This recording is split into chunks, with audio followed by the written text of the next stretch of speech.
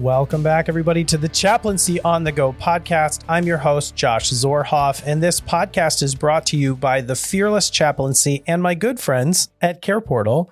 Care Portal is a technology platform that helps to keep families at risk of entering into the foster care system or in dire need to stay together as a forever family by working with churches, nonprofits, and other organizations to bring helps and resources to those who request it. And it's exciting to be talking a little bit about Care Portal with a known friend to the podcast, my friend, Alex Vogelzang, who is here with us. He works with Care Portal, but we're also going to be talking about a few other things as it pertains to emotional health in the workspace and in the world.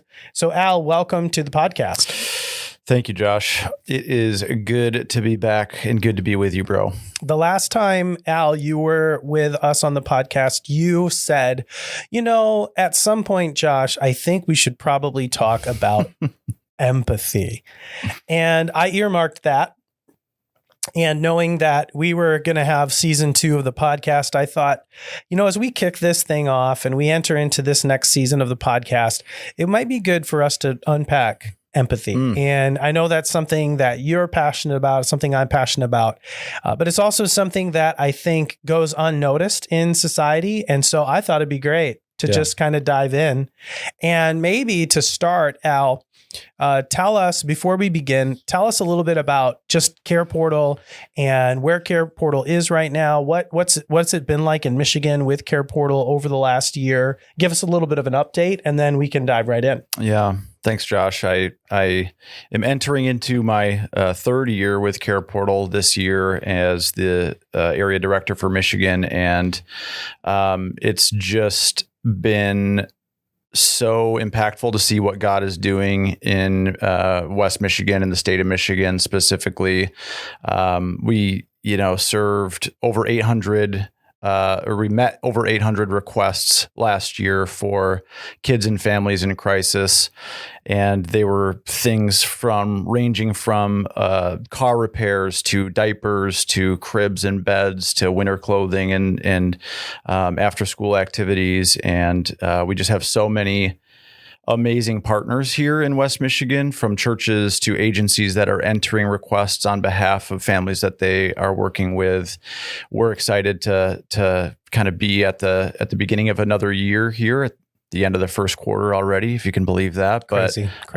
Looking forward to trying to meet 1,000 requests this year. And we're really doubling down on what it means to make a meaningful connection. And I think that idea really plays into what we're going to talk about a little bit today. Yeah. And I think that when we talk about empathy and we talk about being able to provide help for those in need, they're just so interrelated. And yet, there is also a barrier to meeting needs that is connected to what I think carefully we would need to say is the opposite of empathy, or a misunderstanding of what empathy is. And so I'm glad that we can talk about it. One thing that I did want to say, especially for those who might be familiar with Care Portal and our partnership with the Fearless Chaplaincy, is that last year, I think you told me that there were $1 million equivalent in financial investment in needs met for Care Portal needs. Yeah. $1 million. And that was not by an organization or an institution. That was by people. Correct. So different people met $1 million worth of needs in Michigan alone through Care Portal. Yeah. Yeah, it's a big milestone, and we spent time, celebrating and thanking God for that. And more importantly, that number represents souls, and actual people and kids and families who are in crisis, being met and served through the local church. That is an incredible statement, and part of it is understanding $1 million is such a big number. Yeah. And yet when you compare it to the number of lives impacted, it might actually feel small. Yeah. because you never really know whether it's $100 here or it's a bed or this or that. $100 for a bed can actually mean the difference for a child in, and this is not a stretch, whether they grow up in an environment that is conducive to their flourishing or whether they grow up in an environment that might actually lead to a place like jail. Right.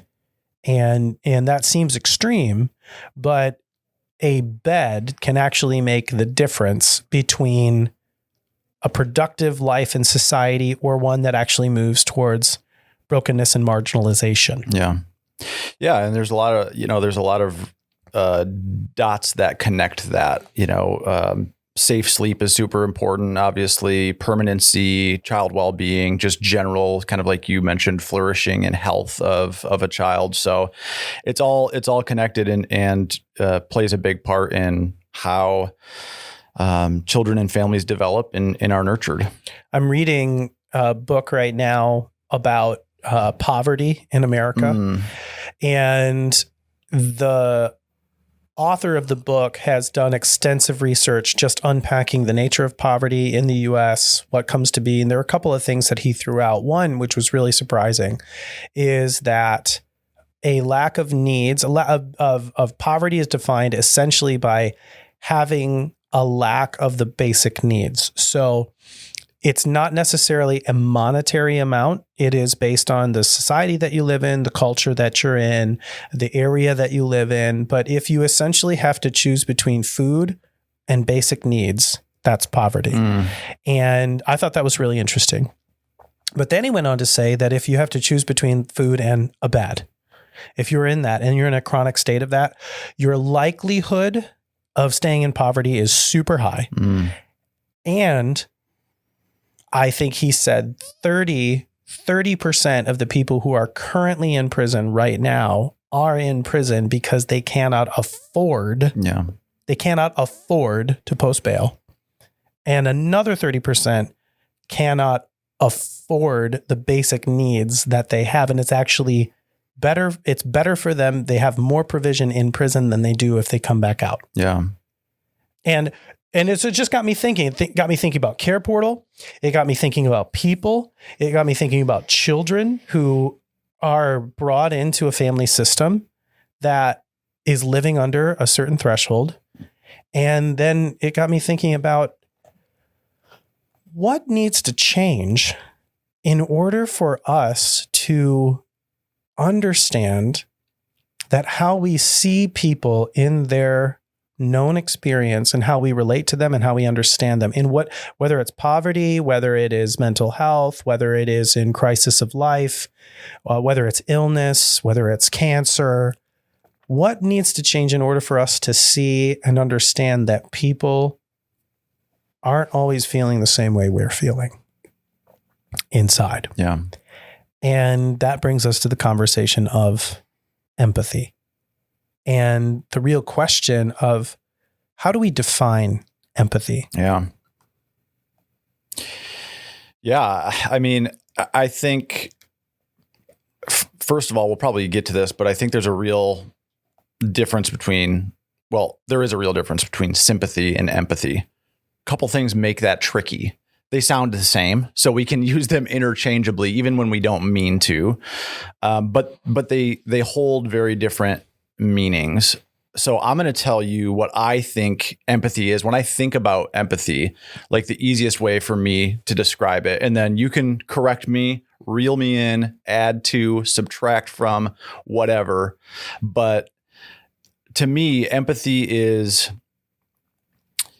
understanding and being in community with someone or relationship with someone as they journey through something. Yeah. So it's kind of broad, it's kind of vague, and I think it's by design because, we all experience so many different things in life, whether it's poverty, growing up, below the poverty line, or whether it's, being in trouble with the law, or, your car breaking down, or a sickness, or any event, any stimulus.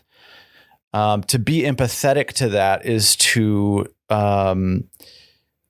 be in relationship with that person and support in a way that is not trying to fix or feeling sorry for, but is trying to relate to emotionally and support in that way. So I don't know that I did a great job defining that, but that's kind of how I think about that. I think that's a great definition. I think that's a great contextualization of that definition. The simple statement that I've made over the years is that empathy is feeling with, sympathy is feeling for. Oh, that's good. And I'll put it maybe in an analogy. I was thinking of this as you were talking. Do you know that there are people who run ultra marathons? I do. I am not one of them. I want to say that, but I know that exists. Yes, it does. It's a real thing. And for those listening, so here's what a marathon is. It's 26.1. Yeah. 26.2. Yeah. 26.2, I think. Yeah. It's 13.1, 26.2. Yeah. That's the math we're doing. Mm-hmm. So just so you're clear here, Al and I are not runners. That we've indicated that because we don't even know the exact mileage, but 26.2 miles is a marathon. Anything over 26.2 is an ultra marathon. And you can have all kinds. There are some who run 100 miles. Yeah. Because they do. Yeah. And here's what's really interesting about ultra marathoners. It's a lot to do, and it's a lot of running, and it's a lot of exhausting work, and you can't do it unless you have a team with you. You just can't. You can run a marathon without a team. Sure. You cannot run an ultra marathon without a team. And here's the difference between in that respect, sympathy and empathy. Sympathy for an ultra marathoner would be saying, hey, you know what? I'm thinking of you. I'll be praying for you.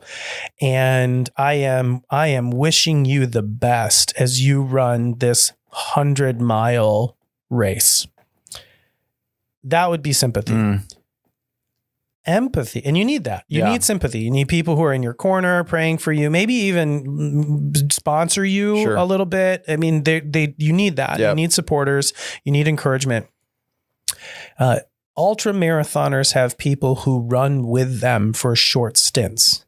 And they will carry whatever gear is necessary, whether that's in a vehicle, or they will physically run with, behind, or in front to pace. They will carry, in the hot heat, they will carry water bottles with sprayers on them, and they will spray a mist onto people while they're running to cool them down. Yeah. They'll run ahead to have the ice bath stations ready for them to soak. They will run a portion of the race with them. They will go ahead to be ready to receive them. They will carry what the runner cannot carry so that the runner can focus on running the race. That's empathy. Yeah.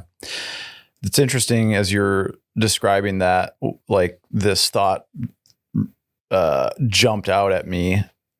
That's a lot harder than being sympathetic. Yes.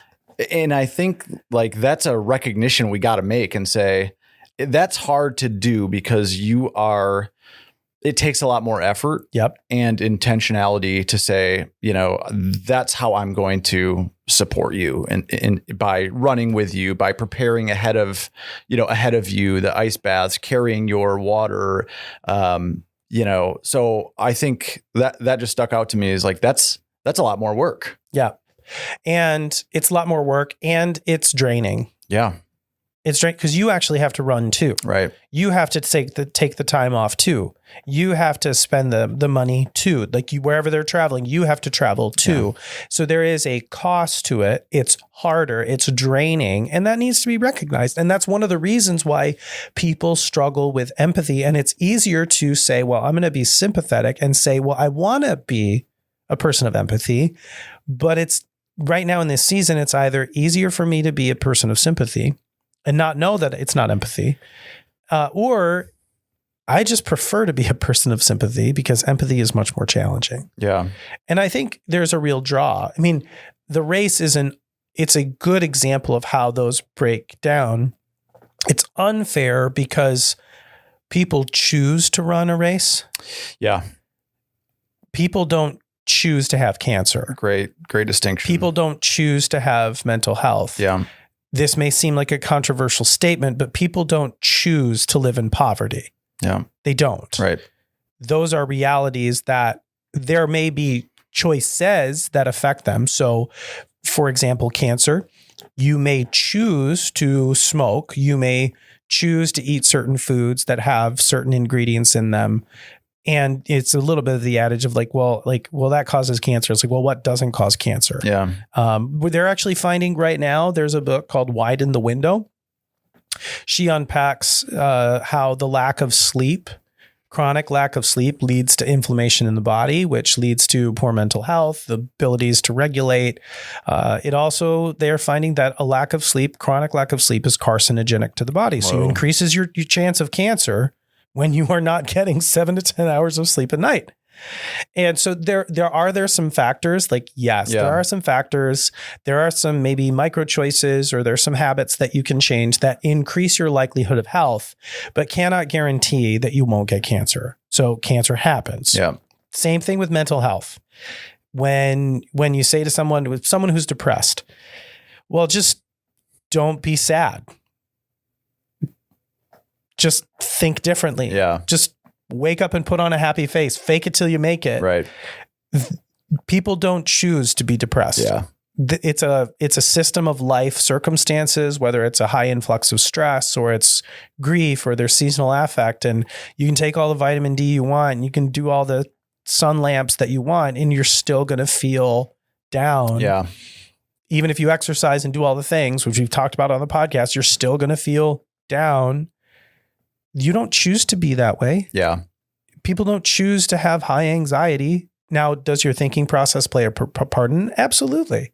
But you can think differently all you want and still be anxious. Yeah. I one of my maybe pet peeves, I'll say, is that idea, just choose happiness. Okay. I just don't, just getting to what you're saying, I don't need to spend a lot of time on that, but that's not an option sometimes. Right. When there are, chemical things happening inside your body and inside your brain that make that impossible to do. But it's just it's a good point. You're not choosing these things. Another example on a very small scale, Brene Brown has this idea in one of her books. I don't remember which one. She outlines a circumstance where she was speaking at a conference or something and had to get home. I'm going to mess this up. I think it was for maybe a sports game, like her child's last sports game of the year, maybe of their high school career. I don't remember. And she's at the airport with her team. I think she was at least traveling with one other person, and, air travel. I mean, you know how it is. It's just a mess. But anyways, so flight gets delayed, ends up getting canceled. And they're like, as it gets delayed, they're scrambling to try and find a new flight. We got to get back to Texas. Yeah. Her assistant or her team is like helping her. They're all looking for flights. They can't do it. Just nothing exists. So she misses her flight, misses the game, gets back, late, and either the next day or late that night. But she said at the airport, her assistant who was with her just was like, Brene, I'm so sorry. This sucks.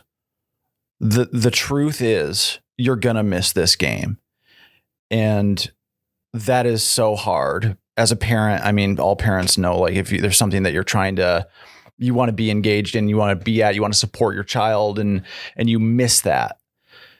That's devastating. Yeah. And it's on a small scale. We're not talking about mental health. We're not talking about cancer, but here's a thing that you didn't choose to have happen. That's happening to you. It happened to you. And you have a person or people with you who can empathize in that moment and just be with you and choose to sit in that. I use a more graphic descriptor, but sit in the suck Yep. with you. Yep. but it was just a good like micro example for me of like an empathetic response. And I think so. I think that's a perfect example. And even if you look at the race metaphor a little, not getting to her son's game, that was the race. Yeah. That was her race to run. Yeah. That was her race to run. And yet there were people who said, we can't run this for you. It is what it is. Well, we're right here. Yeah. We're going to try to help you find flights. We'll exhaust all our resources. We're going to work with you. Yeah. And at the end of it all, it is what it is. We're right here. And this is hard. Yeah.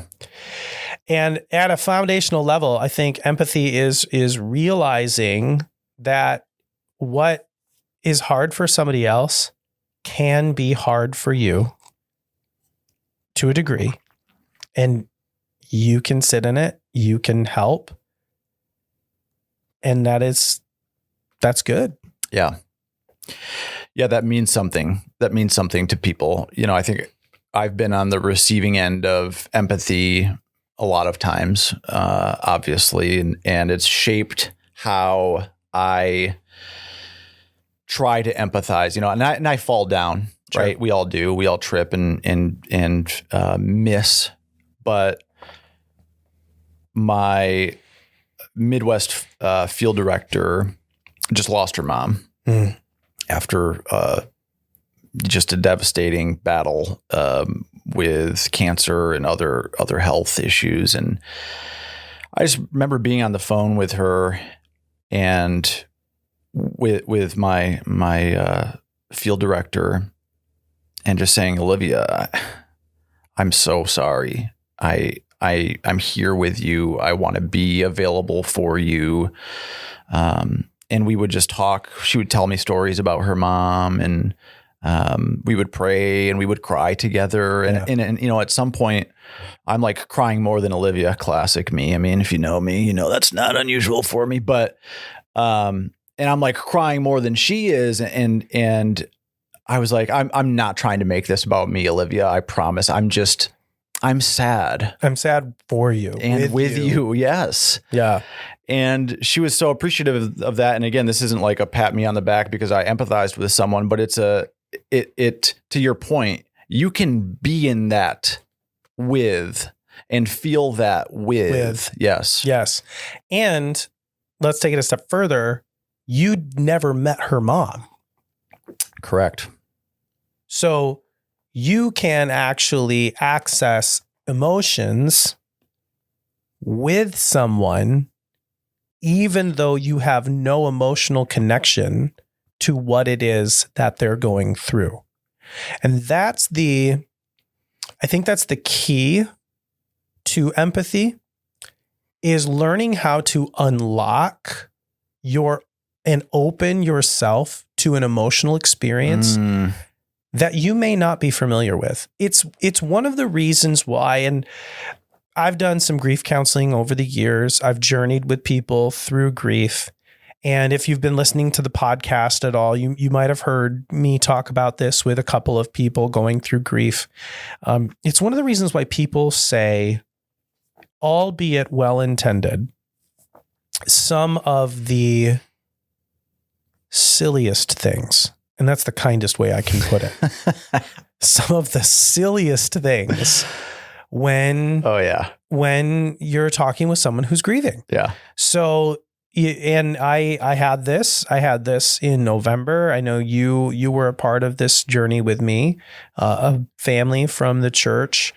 They lost their 4-month-old son. Yeah. He was non-responsive at daycare. They rushed him to the hospital. They brought him to another hospital. They worked on him for the better part of the evening. And around 9, 10 o'clock at night, I honestly don't even remember what time it was, the doctor said, we're reaching a point, like his brain's not responsive. We're really concerned about the amount of damage to his brain. And at some point, we're going to move from doing something for him to doing something to him. And then a little bit later, she says, we've reached that point. And the mom and dad made the impossibly courageous decision to pull that little boy off of life support. And there were a couple of things about that were really interesting. One, one of the care providers, whether it was a nurse or a PA, but one of the response team, took that little boy and put that little boy in his mom's arms, and he said, "Come on, sweet boy." And dude, that rocked me because, like, I call my son sweet boy. Yeah. And I had this moment where I was like in it there. And I watched that little boy just drift off in his mom's arms. Mm. Okay. And a few days later, talking with the parents, I just said, "Hey, I want to let you know, I've journeyed with families through this before, this very similar situation, not yours, but something like it. And I've journeyed with people through loss. Let me just prepare you for a few things. One, someone is going to say, heaven needs another angel." Mm. Someone's going to say that. And that's not going to make you feel good. Someone is going to say, well, God wanted them more than you did. Mm. They're going to say all the things. They're going to say all the things, and they're going to say the silliest things. I actually say they're going to say the dumbest things. And it's not because, Al, people want to say silly things. Yeah. It's because they don't know what to say. Yeah. Because there's an emotional reality that is uncomfortable, that is hard to access when you are journeying with someone who is in pain. And that's why it's easier to go to Meijer or Target, and they even call it this section, go to the sympathy card section, and it will say, wishing you well, praying for you, positive vibes, all of the things, because that may be, and this is without shame and this is without judgment, that may be all that you can do in that moment because you're just not in a space where you can lean into the emotional reality. Yeah. As you're retelling that story, I'm having an emotional reaction because I remember it. Obviously I was trying to support you the best we could through that, as I didn't know the family, and I knew that was a hard journey for you to go through as well. But it's interesting because to be empathetic is, to what you're saying, open yourself up to I'm going to say uncomfortable. Mm-hmm. And sometimes unfamiliar place. Yep. And that's scary to do. Yes. Because what often happens, I think, for me, I know, is I experience something for myself. And oftentimes it's extreme sadness and grief. Mm-hmm. And to be honest, I don't like being sad. My wife loves watching. She's the best. Love you. And she loves reading and watching like movies and books that elicit a really emotional response from her. So it's not uncommon for the last 20 pages of her book, she'll say, I need to go somewhere else to read this and just be by myself and like feel all the feelings. And I don't like to do that. I don't like that feeling that, of profound sadness. Yeah. But there's something so unifying about that. Yeah. To be in that with someone. Yep. That the experience of doing that together can be transformative. Yeah, it's funny that you bring that up. Christy was listening to a book. She reads on Audible now, which we've determined that Audible is reading. We shouldn't shame ourselves. Yeah, she can say, I listen to or I read interchangeably. Yes. But she's reading a book on Audible, and I came in to say something to her in the morning, and she's like, hey, I'm almost done and I might need to cry. And I was like, I had that thought of like, why would anybody do that? Yeah. Like, why would you subject yourself to that? Because I'm like, life is hard enough. Like if I sit in a session with somebody and it's really hard, I'm going to cry. Right. And that's my whole day, man. Right. When I read something, I want to read Jack Reacher novels, which there's no crying in that. There's just violence, bloodshed, and, and the random sexual encounter or something, of course, I want to read something that is not what I have to, unpack emotionally with a client. And yet I think you're right. There is something that's like, hey, I feel a connection there, and I get that. And I think too, it's really interesting when you consider the discomfort that we feel and the unfamiliarity. Like we don't want to, you're right. We don't want to feel uncomfortable. That's fair. And we don't like the not knowing. And I do think that's what holds us back. Yeah. If you're listening and you've ever had a moment where someone said something to you and you didn't know what to do with it emotionally, that's not a great feeling. Right. Or if a coworker comes to you and you've been working side by side for 8+ years or whatever, you know them, you know their family's name, you probably talk about the vacations, they probably complain to you about their spouse at times or their kids, their in-laws or whatever. You both complain about the boss or whatever. Like you have enough familiarity where you know their life. You may not know all of the details in the dark night of their soul, but you know enough details of their life that they feel comfortable sharing with you. And they come in and they sit down and they say, my brother has cancer, or I have cancer, or my wife left me, or my kid's really sick. And you've never had that happen to you. Two things immediately happen. One, you're like, I don't know what to say because I've not been there. Fair. Yeah. And it will probably put on you, because what they're doing is they're sharing an emotional reality with you, and you are the safest person for them to say that to. And all of a sudden you feel this immense pressure and responsibility to somehow do something to alleviate their pain. And then if you're not familiar with navigating that tension, you will say something like, man, heaven needs another angel. Yeah. I mean, or whatever, the equivalent thereof. Right. Or, God is good all the time. God is good all the time. All the time. God is Well, good. it sure doesn't feel like it, Josh.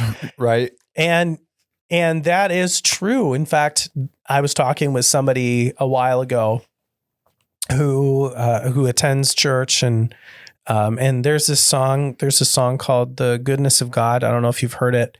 The chorus is, all my life you've been faithful. Yeah. All my life you've been so, so good. For, with every breath that I'm able, I will sing the goodness of God. And that's a beautiful song. Yeah. And it's true. God is faithful. Right. God is good. Yep. All of that is there. And there are times where it doesn't feel like it. Yeah. In fact, one of my favorite Psalms is Psalm 13, which if you really want to take a deep dive in empathy, just read through the Psalms, because it gives you a picture of this reality that the human experience, the human condition, the emotions, and the spirituality of our souls, they are not neat and they are not up and to the right. They are wonky and backwards. And you can be a person who is both loving God and hating everything that he is allowing to happen to you at the same time. And you don't have to have a neat answer. I mean, I think that's part of what empathy is I don't have all the answers and I can't do all this for you. But Psalm 13 starts with, how long, O Lord, will you forget me forever? How? David writes this, and then he goes, day after day, enemies are chasing me. I feel like my enemies are conquering me. Do you even see me? How long are you going to let this go on? 80% of the psalm is nothing but accusation and lament and frustration. And then the last 20%, it ends with, but I will trust in your unfailing love, and my heart rejoices in my salvation. I will sing praises to the Lord, for he has been good to me. 80% is nothing but, what are you doing? And the last 20% is, I trust you and you're good to me.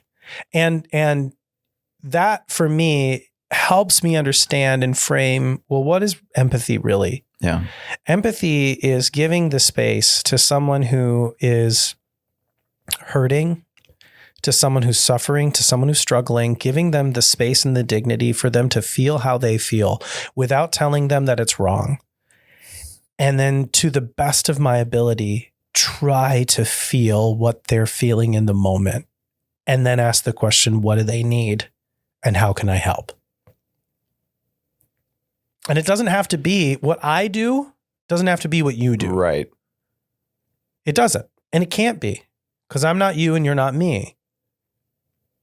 But if we want to be people of empathy, what do they feel? How do they feel? Will I allow myself, to the degree I am able, to feel what they're feeling? And then ask, well, what can I do to help? Because here's the other side of it. If we try to move to helping someone too soon, we might actually do something that they don't need and make it more difficult. So this is another pet peeve of mine. Yep. Okay. Pet peeve, something I've learned over the years. In fact, there's a lady in our churches who's one of our shepherding elders. She said this really well, and it has resonated with me for so long. And it has changed the way that I care for people. And it has actually influenced the way that we here at the Family of Churches, we take a step toward caring for people who are in need. So she said it really well. Okay. So this is what she said to me. Her name's Mary. Mary, if you're listening, you're awesome. Shout out, Mary. Shout out, Mary. Mary said, when people are going through an illness and they have kids, don't bring them casseroles. And I was like, why? She said, because kids don't like casseroles. Oof, Mary. And then she went on to say, casseroles are the easiest thing for us to make. That's why we make them. By the way, can confirm, Mary's right. Kids don't like casseroles. 10 out of 10 would not recommend giving a casserole to a child. But casseroles are really easy for us to make and in our own convenience. And I think this is good. It's fine. You can do the freezer meal. You can have it ready to go, like all of that kind of stuff. But kids don't like casseroles. Yeah. So if you have cancer, Al, or your wife is really sick and you don't have the capacity to make a meal, you know what you don't want to do? You don't want to make a casserole and then try to feed it to your kids who aren't going to eat it, which is only going to mean, watch this, you have food in the freezer that is just sitting there taking up space for stuff that you could have in there, like chicken nuggets and pinwheels or pizza, the little pizza bites, which is what kids want, right, by the way. Or you make it and then you have to put the time and energy in making it. Then they don't eat it. Then you have to make something else. So now you're making 2 meals. You feel guilty. So you have to eat the casserole and then you don't want to throw it away because that's wasteful. So you wind up eating leftovers and you don't even like casserole. Now, again, for those of you listening and for those of you who love making casseroles, this is not a judgment statement on you. And there is a time and a place for casserole. Sure. My wife makes an amazing tater tot casserole. Yeah. That's amazing. We love it. We eat it. I'm sure there are casseroles out there that kids eat, but at a minimum, could you first ask, do your kids like casserole? Yeah. Good. Yeah. Okay.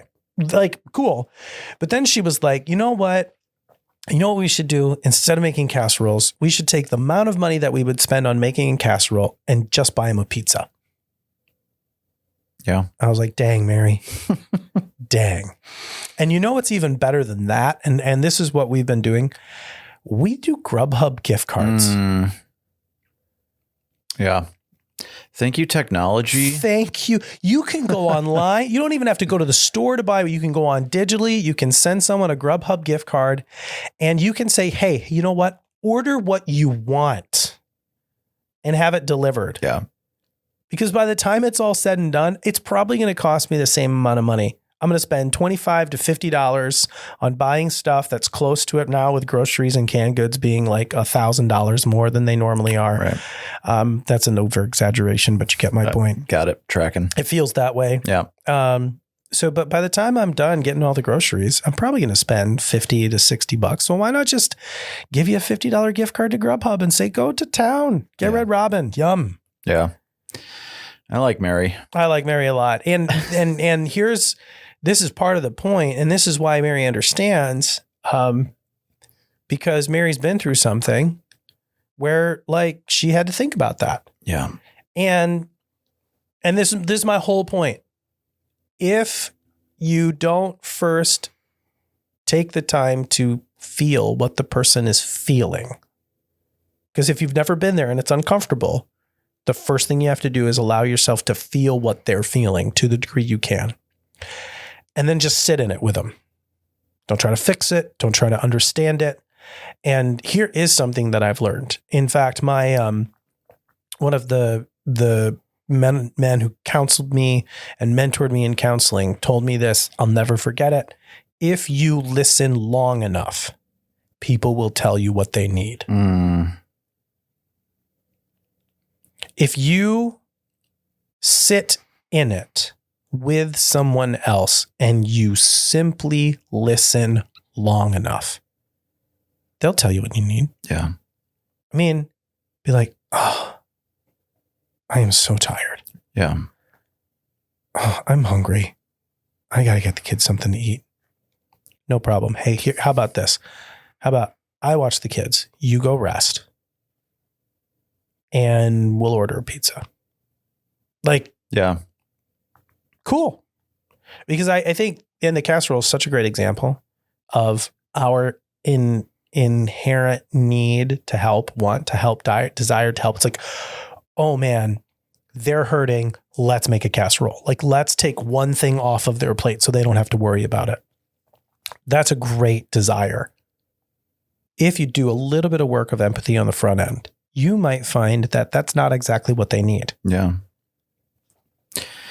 Yeah. That's good. I mean, there's what you said about how are they feeling? Can you feel that with them? Yeah. To what degree can you feel that with them? And then, that's the first part. Then the second part is like, listen long enough to identify something that they need. Because if you do that, it might take a while, but it will come out and it will be, this is what is needed in this season. And I think, I kind of go back to my own experience and just journeying with you and some of our friends from our Monday night group, and, going through hardship myself. For the longest time, it felt like it was probably months where, people would say, how you doing? How you doing, Al? And I'm like, not good at all. You know this, what I'm journeying through and what I'm experiencing. And something that you said to me was super encouraging, and it took me a while to do it, but I had to be in the right, emotional spot. And you said, just write a letter and let people know like what you need. And I did. And it was really kind of a weird process for me, because what ended up coming out was, here's what I need, guys. I need you to stop asking me how I'm doing. And it was like, that feels kind of bad being the person who's asking for that, because I know it's well intended. I mean, these are people that I know love me and I love, and they're trying to be helpful, but gotta have you stop asking me that, because the answer is gonna be not good. And that doesn't feel good for me to have to respond that way to you every time you ask me that. Yeah. So can you not ask me how I'm doing? Yeah.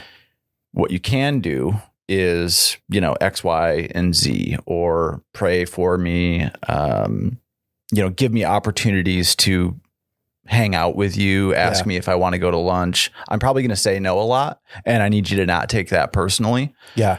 But those are the things that I can identify. But again, it's just, to your point, I think that's really good. If you listen long enough, it will be presented to you. Yeah. But that's hard work, because you're now journeying with someone, maybe for not just an evening, but for days and weeks and months. And as some of these experiences that we know happen every day, people being diagnosed, people dying, people experiencing hardship and crisis, it isn't just resolved. That's right. In a day. That's right. It's a long haul thing. It's an ultra marathon. Yeah. It really is. And cancer is an ultra marathon. I was talking with somebody this weekend up in Pellston. I did a marriage intensive up there with Operation Injured Soldier. They've been on the podcast before. And I was just listening to this woman talk about her cancer journey. And then she was talking about her husband's cancer journey. And he still has like cancer in his body that is in remission. It's dormant. And they're like, it could come back at any time. And we're talking about this over eggs. Okay, we're talking about this over breakfast. And they're just, 90% of the conversation is cancer, cancer, cancer, cancer. Mm. And it just kind of struck me of like, and the people that were sitting at the table also had familiarity with cancer and had their own cancer journey. And so they're bonding over this and listening to all of this and listening to it play out. And I just realized, whether it's cancer, whether it's grief, whether it's an emotional health reality or depression or anxiety, there are some realities that just are never going to go away. Never. And what does it mean to love somebody and sit with somebody for a marathon that never ends? Yeah. And that's hard. Yeah.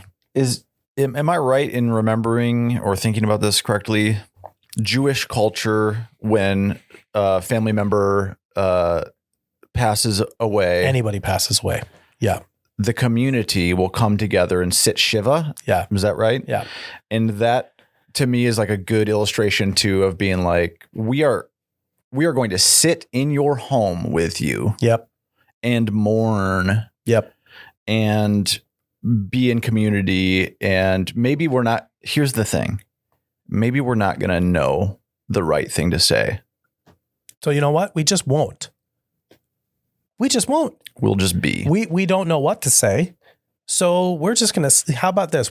How about we just sit in silence, sit together and eat? Yeah. Let's just take the pressure off. Right. And I think maybe that's the encouragement. That's a great place for us to pause on this conversation and give an encouragement. If you're listening to this and you're saying, I know somebody who's going through something really hard. I don't know what to say.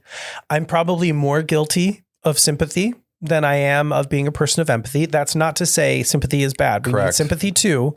But if I'm going to err on one side, I'm probably going to move towards sympathy. I'm going to write the card. I'm probably going to make the casserole without figuring out what they need first. Again, that's not a judgment statement. That comes out of a place of care and concern. Is it helpful? That's the question. If you want to move toward empathy and you know someone who's hurting, probably the best thing to do is to just sit with them without trying to fix it too fast and let them feel how they feel.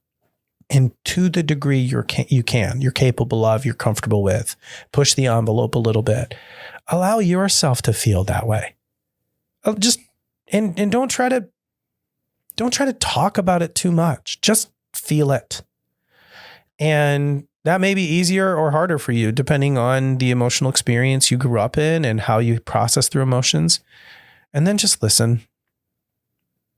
Yeah. Just feel it and listen. I'll bet, and I'm not typically a betting person, but I'd be willing to bet good money that that's going to get you a lot further, a lot, and help you feel a lot more successful.